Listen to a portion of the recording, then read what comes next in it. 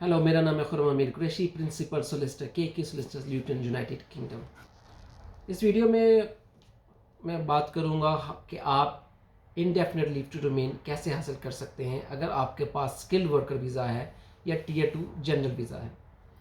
तो इसकी सबसे पहले तो ये कि इन दोनों में फ़र्क क्या होता है। लोग क्वेश्चन पूछते हैं कि इनडेफिनेट लीव टू रिमेन और सेटलमेंट, इन दोनों में फ़र्क क्या है। तो जो इनडेफिनेट लीव टू रिमेन है और जो सेटलमेंट है, बेसिकली ये सेम ही चीज़ें होती हैं।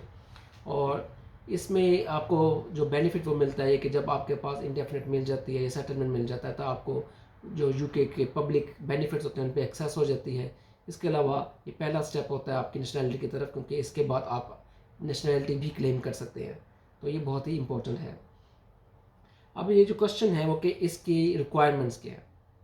रिक्वायरमेंट्स ये है कि आपने सबसे पहले ये बताना है कि आप अपने स्किल वर्कर वीज़े पे या टीयर 2 जनरल वीज़े पे पिछले 5 साल से यूके में हैं और यूके में रह रहे हैं और काम कर रहे हैं। अब ये जो इसमें टाइम काउंट किया जाएगा वो ये आपने बताना है कि आप मुसलसल यहाँ पे रहते थे और किसी भी पिछले 12 महीनों में आपकी जो यूके से एब्सेंट है वो 180 दिन से ज़्यादा नहीं होने चाहिए। क्योंकि अगर आप 180 डेज या 180 दिन से ज़्यादा बाहर रहे होंगे किसी भी 12 महीने पीरियड में, तो आप फिर एलिजिबल नहीं होंगे इसके इंडेफिनिट लीव के लिए। सेकंड रिक्वायरमेंट है सैलरी की। आपने दिखाना है कि आपको वही सैलरी मिल रही है जिस जो जो आपको कोड एलोकेट किया गया हुआ है। कि हर कोड की या हर सैलरी या हर जॉब की एक डिफरेंट सैलरी रिक्वायरमेंट है। अगर आपके पास सोलिसिटर की जॉब है उसकी डिफरेंट रिक्वायरमेंट है, मार्केटिंग मैनेजर है उसकी डिफरेंट सैलरी रिक्वायरमेंट है। तो जो आपकी सैलरी रिक्वायरमेंट है, आप अपनी जॉब का ऑक्यूपेशन कोड देखें, अपने जॉब का टाइटल देखें और जो उसकी सैलरी रिक्वायरमेंट है आप देखें आपको वही सैलरी मिल रही है। तो यूजुअली जो उसका कहते हैं 25,600 और £10.10 आवर ऑन गोइंग रेट, तो ये एक जनरल थ्रेशोल्ड होता है, इनसे ज़्यादा होना चाहिए। तो लेकिन अगर आपका ऑन गोइंग रेट ज़्यादा है तो आपको ऑन गोइंग रेट ही दिखाना पड़ेगा।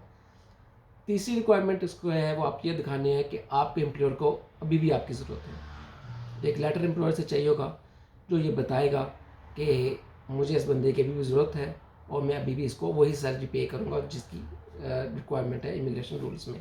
तो ये है रिक्वायरमेंट्स रिगार्डिंग सैलरी और कंटिन्यू नीड ऑफ जॉब। इसके अलावा आपको लाइफ इन यूके वो पास करना पड़ेगा, इंग्लिश टेस्ट B1। अब जब आप ऑलरेडी स्किल वर्कर में हो तो आपने ये इंग्लिश टेस्ट का आपने दिखाया होता है अपने पिछले वीज़े में, तो इसलिए जब इंडेफिनिट पे जाते हैं तो आपको दोबारा इसको दिखाने की ज़रूरत नहीं पड़ती। अब इसके बाद जो लोग सवाल पूछते हैं कि जी इसका टाइम फ्रेम, ये कितने दिनों में जवाब आ जाता है या इसकी एप्लीकेशन की फ़ीस क्या है। तो इसका जो है एप्लीकेशन जो फ़ीस है, एक है स्टैंडर्ड एप्लीकेशन फ़ी, £2,404 है इसकी फ़ीस। और इसका जवाब जो है वो आ जाता है 6 महीने के अंदर। ये स्टैंडर्ड टाइम है इनका यूनाइटेड किंगडम का, कि जब यहाँ पे आप एप्लीकेशन डालें और अगर आपने प्रायोरिटी नहीं की तो इसका आप ये फ़ीस देंगे £2,404 और इसमें जवाब आएगा 6 महीने के अंदर अंदर। अगर आपको डिसीजन अपना जल्दी चाहिए तो आप £500 अगर आप एक्स्ट्रा पे करते हैं तो आपको 5 वर्किंग डेज़ में इसका जवाब आ जाएगा। अगर आप £800 एक्स्ट्रा पे करते हैं तो नेक्स्ट वर्किंग डे तक इसका जवाब आ जाता है। ये है इसकी फ़ी। फिर इसके बाद जो होता है कि इमिग्रेशन हेल्थ सरचार्ज कितने हैं, तो इसके इमिग्रेशन हेल्थ सरचार्ज नहीं है। जब आप इंडेफिनेट लीव के लिए अप्लाई करते हैं तो उसको कोई भी इमिग्रेशन हेल्थ सरचार्ज आपको पे नहीं करना पड़ता, तो इसकी आपको बचत हो जाती है। एक एटलीस्ट गुड न्यूज़ है। अच्छा, इसके अलावा जो क्वेश्चन मेरे पास हैं वो पूछते हैं कि जी कि अगर हम यूके में हैं और ग्रेजुएट वीज़ा मिला हुआ है जिसे लोग PSW के नाम से भी जानते हैं, तो क्या ये इसमें मुझे 2 साल का जो वीज़ा मिलता है ये काउंट होगा टुवर्ड्स 5 ईयर, जो 5 साल का पीरियड होता है इसके लिए। तो इसका जवाब है नहीं, आप इसको काउंट नहीं कर सकते। ये 2 साल का वीज़ा है, ये अलग ही है। जब आपको स्किल वर्कर वीज़ा मिलता है तो आपने 5 साल उसके अंदर दिखाने होते हैं। इसी तरह अगर आपको स्टूडेंट वीज़े में चाहे आप साल रहे हैं यहाँ पे या 4 साल रहे हैं, वो टाइम भी काउंट नहीं होगा आपके इस 5 साल के अरसे के लिए। तो उसके लिए आपको वही दिखाना पड़ेगा। अब जो 5 साल का अरसा होता है दिखाने के लिए, इसमें कौन से वीज़े हैं, अगर आपके पास पहले कोई और वीज़ा था क्या वो आप टाइम काउंट कर सकते हैं इस अपने 5 साल के लिए कि नहीं। तो कुछ वीज़े कैटेगरीज हैं जिसमें उन्होंने अलाउ किया हुआ है। तो इसके लिए आप क्वेश्चन वगैरह अगर आपका स्पेसिफिक हो तो आप कर सकते हैं, उसको मैं जवाब दे दूंगा। इसमें जैसे होता है टीयर 1 में अगर आप पहले थे तो आप टीयर 1 का टाइम इसमें काउंट कर सकते हैं। अगर आपके पास पहले टीयर 2 जनरल था फिर आप स्विच कर गए स्किल्ड वर्कर में, तो ये मिक्स एंड मैच आप उन वीज़ा कैटेगरीज में कर सकते हैं।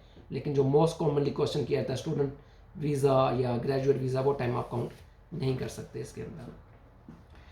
इसके अलावा सवाल किया जाता है कि जी हमारे अगर जो ठीक है बीवी बच्चे आए उनको भी हम अपने साथ डिपेंडेंट लेके हैं, लेकिन उन बच्चों का क्या जो यहाँ पे पैदा होते हैं। तो ये है कि जब बच्चा यहाँ पे पैदा होता है तो आप उसकी एक्सटेंशन जो एप्लीकेशन आप डालते हैं तो उनको भी वही वीज़ा मिलता है जो आपको मिला हो पेरेंट्स को। लेकिन अगर आपको इंडेफिनिट लीव टू रिमेन मिल गई है तो आप जो है जो बच्चे यहाँ पैदा होते हैं तो उनको आप ब्रिटिश सिटीजनशिप की तरफ भी ले जा सकते हैं, उसके लिए भी एलिजिबल हो सकते हैं। अच्छा, एक और सवाल जो फिर पूछा गया वो ये कि जी इनडेफिनिट लीव टू रिमेन क्या इसकी एक्सपायरी होती है, ये लूज़ हो सकता है। तो उसका ये है कि आप जब यहाँ से यूके में हैं और आपको इंडेफिनिट लीव टू रिमेन मिल गया है, उसके बाद अगर आप 2 साल के लिए मुसलसल यूके छोड़ के चले जाते हैं किसी और मुल्क में या बाहर रहते हैं यूके से मुसलसल 2 साल या से ज़्यादा, तो ये इंडेफिनिट लीव टू रिमेन ये आप लूज़ कर सकते हैं, ये आपसे लिया जा सकता है वापस। इसके बाद अब पेमेंट के लिए लोग कहते हैं जी कि मैं इसको क्रेडिट कार्ड से पे कर सकता हूँ या नहीं, तो बिल्कुल आप इसको डेबिट कार्ड क्रेडिट कार्ड से जो है उसकी पेमेंट एक्सेप्टेबल मेथड उन्होंने लिखे होते हैं, अगर वो एक्सेप्टेबल मेथड है तो आप इसकी फ़ीस पे कर सकते हैं, इसमें कोई कबाहत या रुकावट नहीं है। और फिर उसको कहते हैं मैं स्किल वर्कर वीज़े पे हूँ तो क्या फ़ी वेवर अप्लाई कर सकते हैं, तो नहीं। देखें, अगर आप इस पे स्किल वर्कर पे हैं तो आपको मिनिमम थ्रेश होल्ड है इनकम आप जो दिखाते हैं कि मैं 25,800 या इससे ऊपर जो है मैं कमाता हूँ, तो उसके बाद आप कैसे अप्लाई कर सकेंगे फ़ी वेवर के लिए। तो इसीलिए इसमें यह है कि आप इसको एप्लीकेशन की फ़ीस आपको पे करनी पड़ती है। अच्छा, ये थे जो सवाल जो लोगों ने किए कि इसमें क्या हो सकता है या मैं इसमें क्या कर सकता हूँ। तो इसमें मैं एक सिर्फ थोड़ी सी एक और वजाहत कर दूँ कि ये इंडेफिनिट लीव टू रिमेन से तो मुतल्लिक हो सकता है, लेकिन ये स्किल वर्कर या टीयर 2 से नहीं। कोई जब इंडेफिनिट लीव टू रिमेन है इसके डिफरेंट वेज हैं आप कैसे ले सकते हैं। इस वीडियो में हमने सिर्फ बताया है अगर आप स्किल वर्कर वीज़े पे हैं या टीयर 2 जनरल पे हैं तो कैसे ले सकते हैं। लेकिन फॉर एग्जांपल अगर आप यहाँ पे 10 साल लीगली रह रहे हैं तो तब भी आपको इंडेफिनिट लीव टू रिमेन मिल सकता है। तो 10 साल लीगली में आप अपने डिफरेंट वीज़ा कैटेगरीज मैच कर सकते हैं, मिक्स एंड मैच, कि किसी वीज़े में आप जो लीगल आपको स्टे था 3 साल था जब स्टूडेंट वीज़ा था, किसी में 2 साल मिल गया, किसी में 3 साल मिल गया और फिर स्किल्ड वर्कर मिल गया जो 2 साल का था। तो आप मिक्स एंड मैच उसमें कर सकते हैं। वो 10 ईयर कैटेगरी में मुख्तलिफ वीज़े अगर आप उसमें देखें कि अगर आप यूके में पिछले 10 साल से लीगली रह रहे हैं तो आप उसको मिक्स एंड मैच कर सकते हैं। तो ये थी वीडियो इस पे जो उस पर हमने की indefinite leave to remain skill worker या टीयर 2 जो जनरल कैटेगरी पे।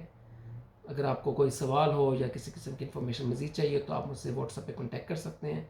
मेरा नंबर है 07853844688। बहुत बहुत शुक्रिया।